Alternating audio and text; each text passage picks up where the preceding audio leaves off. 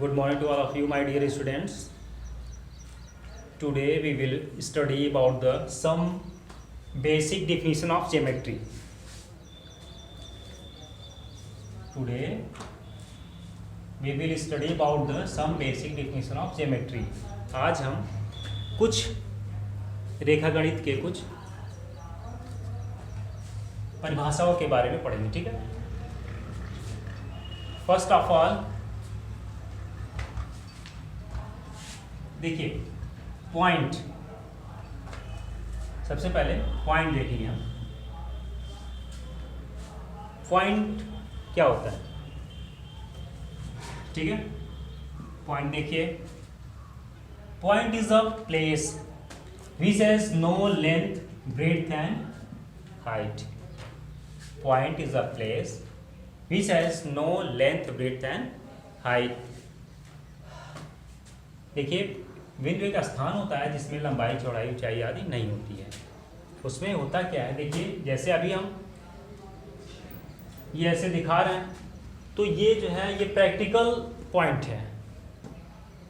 This is a practical point, not a ideal point. ये आदर्श बिंदु नहीं है ये, और हम जो डेफिनेशन में बात किए हैं जिसकी, वो एक आदर्श बिंदु की बात की है जो कि दर्शाया नहीं जा सकता, ठीक है। तो पहला हो गया point. Point is a place which has no length breadth and height. Next देखिए, next topic line. The path of moving points is called line. The path of moving points is called line. It is considered to be extended up to infinity toward both side। देखिए बिंदुओं के गमन पथ को रेखा कहते हैं, ठीक है। यह दोनों दिशाओं में या दोनों तरफ अनंत तक फैला हुआ माना जाता है। It is considered to be extended up to infinity toward both side. ये दोनों दिशाओं में अनंत तक फैला हुआ माना जाता है, न कि ये फैला हुआ होता है, क्योंकि हम देख नहीं सकते। यहाँ पे एरो लगा है इसलिए अब हम कंसीडर करते हैं। तो देखिए ऐसे हमने खींचा हुआ है, ये क्या हुआ, ये लाइन हो गई। It is denoted by A B. ऊपर क्या कर देंगे, लाइन खींच देंगे, स्मॉल लाइन। और फिर उसके बाद देखिए अब यहाँ पे लिखे हुए हैं कि पाथ ऑफ मूविंग पॉइंट, बिंदुओं का गमन पथ कैसा है। देखिए बिंदुओं का गमन पथ, देखिए अगर आप एक रेगुलर पॉइंट लेंगे, ठीक है, ऐसे, तो हमको दिखाई पड़ेगा लास्ट में जाके कि ये क्या फॉर्म कर रहा है, ये लास्ट में लाइन फॉर्म कर रहा है, ठीक है। अगर हमने एरो लगा दिया तो ये क्या दिख रहा है, अगर ये रेगुलर हो जाए, जैसे अभी थोड़ा थोड़ा डॉटेड दिख रहा है, अगर ये रेगुलर टोटल हो जाए, कहीं पे दिखे ना, तो ये क्या हो जाएगा, ये एक लाइन फॉर्म करेगा, ठीक है।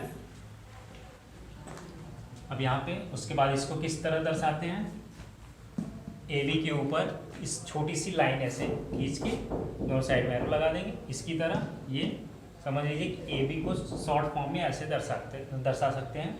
ये क्या हुआ, लाइन हुआ, ठीक है। नेक्स्ट टॉपिक है आपका line segment. Line segment, the part of line having two end point is called line segment. Part of line having two end point is called line.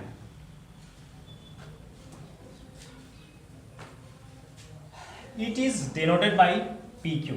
देखिए ये चलो पी क्यू यहाँ पे हमने लिया है, ये लाइन है, दोनों साइड में एरो हमने लिया है, ये ठीक है, ये लाइन हो गया। उसके बाद यहाँ पे जो दोनों एंड पॉइंट ले लिए, जो इनके बीच की जो दूरी है, ठीक है, distance between P and Q, P Q is called line segment.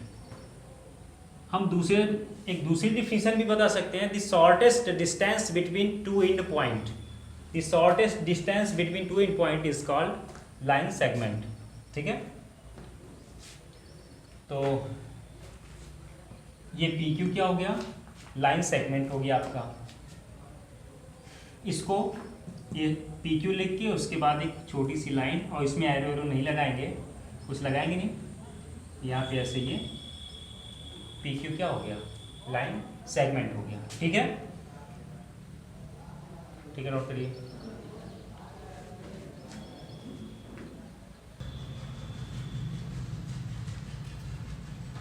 Students, next topic है आपका रे। रे क्या होता है? The part of line having one end point is called रे। The part of line having one end point is called रे। यहाँ पे देखिए, ए बी हमने सबसे पहले लाइन लिया हुआ था, तो यहाँ पे एक एंड पॉइंट ये ले लिया। ठीक है, जैसे ये लाइन था पहले से ऐसे, यहाँ पे हमने एंड पॉइंट ओ ले लिया इसको। ठीक है, अब दो पार्टों में ये डिवाइड हो गया, एक इधर का पार्ट हुआ, एक इधर का पार्ट हुआ, तो हम इसको दोनों पार्ट को बारी बारी से लिख के, अब इधर इसको ए ले लिए, इसको बी, यहाँ से इतने को हम ओ ए लिख दिए और इतने को हम ओ बी लिख दिए। ठीक है, तो ये ओ ए और ओ बी क्या हुआ, ये रे हुआ। तो हम ये इसका इसको हम इस तरह लिख सकते हैं, it is denoted by this and this. यहाँ पे इसको हम इस तरह डिनोट कर सकते हैं, लिख सकते हैं। ठीक है, अब नेक्स्ट टॉपिक आपका आता है, ये तो यहाँ पे रे के लिए हो गया। जैसे देखिए रे, सपोज दैट रे, आप एक टॉर्च ले लीजिए। ठीक है, टॉर्च को आप जलाइए। ठीक है, जब आप टॉर्च को जलाएंगे तो जैसे टॉर्च होता है ना, टॉर्च घर पे सभी लोगों के पास होगा टॉर्च।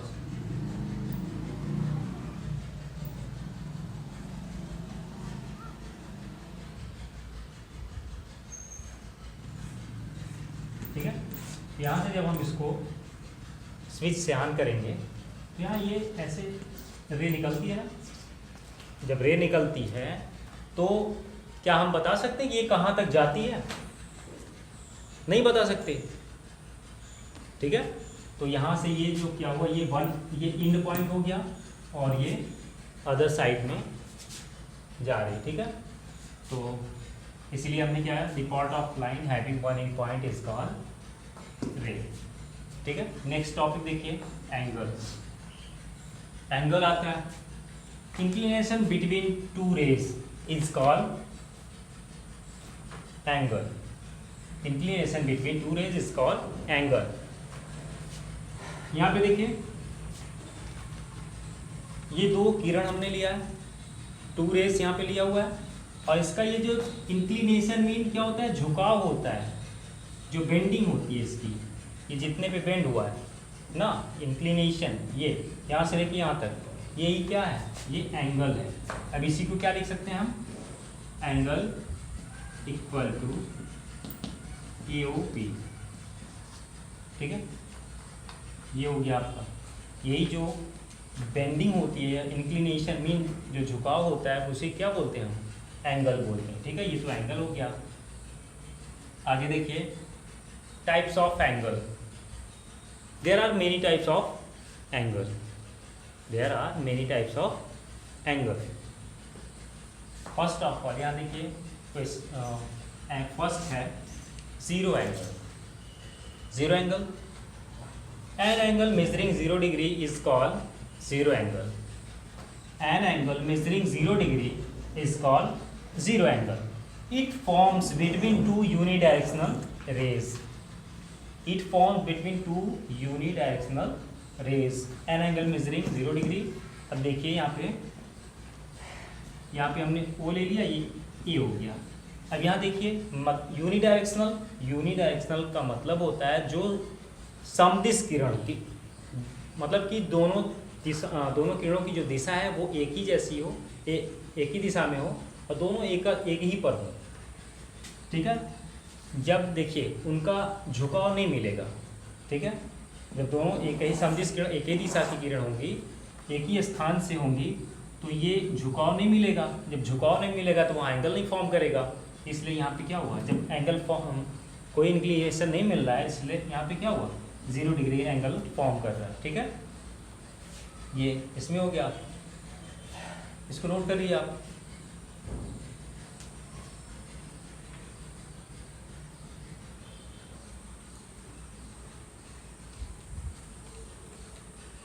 नेक्स्ट डेफिनेशन है बच्चों, नेक्स्ट एक्यूट एंगल। सेकेंड जो है वो एक्यूट एंगल है। Acute angle, an angle measuring between 0 to 90 degree is called acute angle.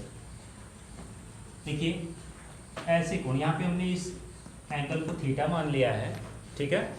तो देखिए ऐसे कोण जो 0 से 90 के बीच के हों, मतलब कि 0 से बड़े हों और 90 से 0 से ग्रेटर हो और 90 से लेस हो, ठीक है।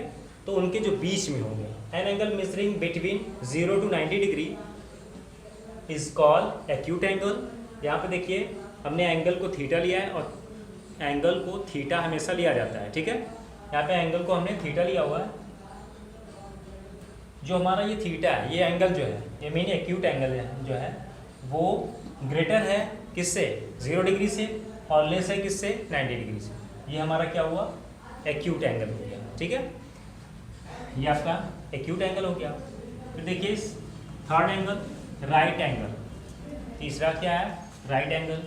N angle measuring 90 degree is called right angle. यहाँ पे देखिए ये हम सिंबल दिए हैं 90 डिग्री का, तो अगर जहाँ पे 90 डिग्री का एंगल फॉर्म करता है तो हम कह सकते हैं कि वो एंगल क्या, वो कैसा है, वो राइट एंगल है। मतलब कि अगर 90 डिग्री का एंगल फॉर्म कर रहा है तो हम कह सकते हैं कि ये राइट एंगल है। देखिए जो राइट एंगल में ये जो लाइन होती है एकदम सीधी होती है। राइट एंगल कहाँ कहाँ फॉर्म करता है, जैसे देखिए घरों की जो दीवारें होती हैं वो राइट एंगल पे होती है, 90 डिग्री पे, ठीक है। फिर देखिए आप, ये तो राइट एंगल हो गया। यहाँ पे लिख दिया हमने कि angle A O B equal to 90 degree, ठीक। फिर देखिए fourth definition number 4, obtuse angle. Obtuse angle देखिए definition, an angle measuring between 90 to 180 degree is called obtuse angle.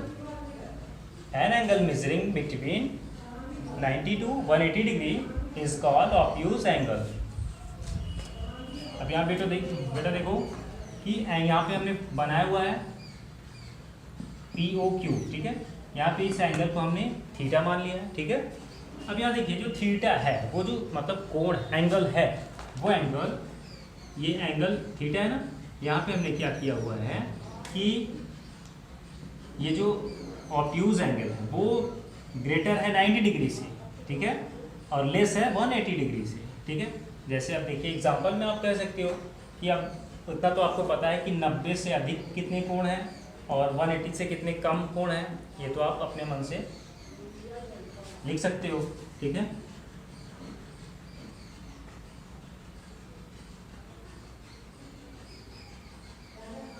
ये आपका हो गया, नोट करिए इसको।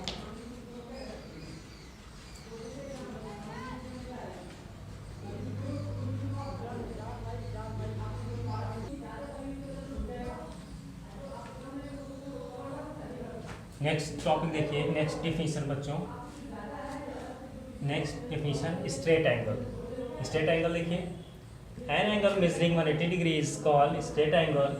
It forms between two opposite raise.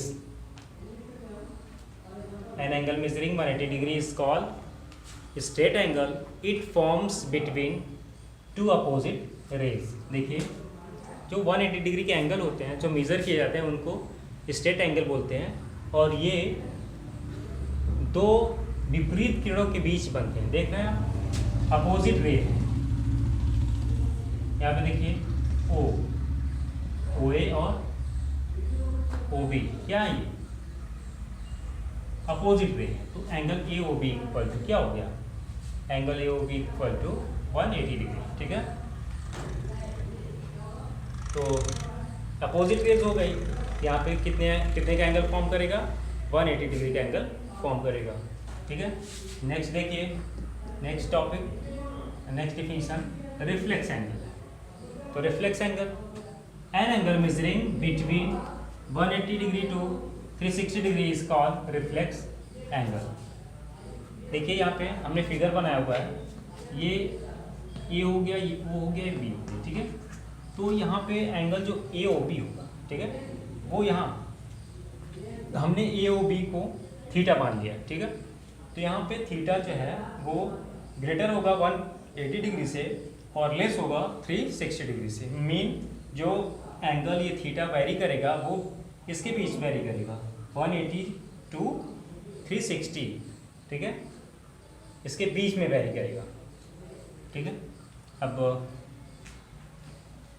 Next, complete angle. An angle measuring 360 degree is called complete angle. देखिए ये complete angle है, मतलब कि जहाँ से हम शुरू किए वहाँ फिर पहुँच गए, तो वो कैसे एंगल हो जाएंगे? कंप्लीट एंगल, मतलब कि 360 डिग्री का एंगल। जब 360 डिग्री का एंगल फॉर्म करेगा तो वहाँ पे क्या कहा जाएगा? Complete angle. जब हम इस एंगल को 360 डिग्री मापेंगे, किसी भी एंगल को 360 डिग्री जब मापेंगे, मेजर करेंगे, तो वो एंगल क्या बोला जाएगा? कंप्लीट एंगल बोला जाएगा, ठीक है। अब देखिए ये तो एंगल हो गया आप एंगल के बारे में। तो कब आपका जो एंगल होता है वो पॉजिटिव होता है, कब निगेटिव होता है, ठीक है।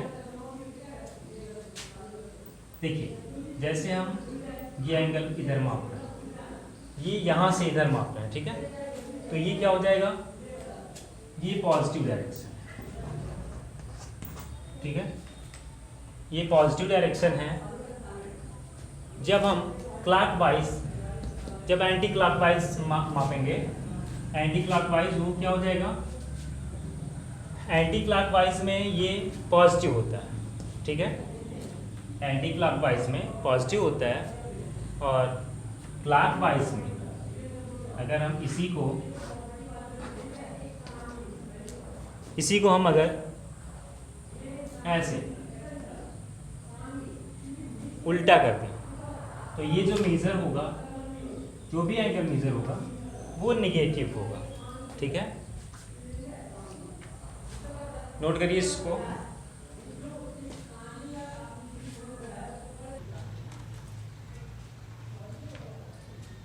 नेक्स्ट टॉपिक देखिए कि जो एंगल का डायरेक्शन होता है, ठीक है, डायरेक्शन यहाँ पे है, डायरेक्शन एंगल का जो डायरेक्शन जो हम मेजर करते हैं, angle measured in clockwise direction is negative. अगर क्लॉकवाइज डायरेक्शन में रहेगा तो ये निगेटिव रहेगा, ठीक है। Angle measured in clockwise direction is negative, ठीक है। यहाँ पे देखिए हमने एंगल की ओ बी लिया हुआ है, तो फिर ठीक है, तो यहाँ पे जब हम उल्टा मापें मीन क्लॉकवाइज डायरेक्शन में तो ये नेगेटिव हो जाएगा। तो यहाँ पे हमने एंगल ए ओ बी, बस केवल यहाँ पे साइन का चेंजिंग है, बाकी सब कुछ वैसे ही है। यहाँ पे -60 डिग्री हो गया। फिर नेक्स्ट देखिए, an angle measured in anticlockwise direction, anticlockwise direction is positive. जब हम देखिए एंटी क्लॉकवाइज डायरेक्शन में मेजर करेंगे तो ये पॉजिटिव होगा। तो यहाँ पे angle A O B equal to 60 degree, ठीक है। ये एंगल ए ओ बी क्या हुआ? प्लस हम लिखते नहीं है, इसलिए पॉजिटिव जो होता है उसको लिखते नहीं है, ठीक है। यहाँ पे प्लस नहीं लिखे हैं और ये पॉजिटिव है, ठीक है। आज के लिए बस इतना ही, ठीक है। Thank you.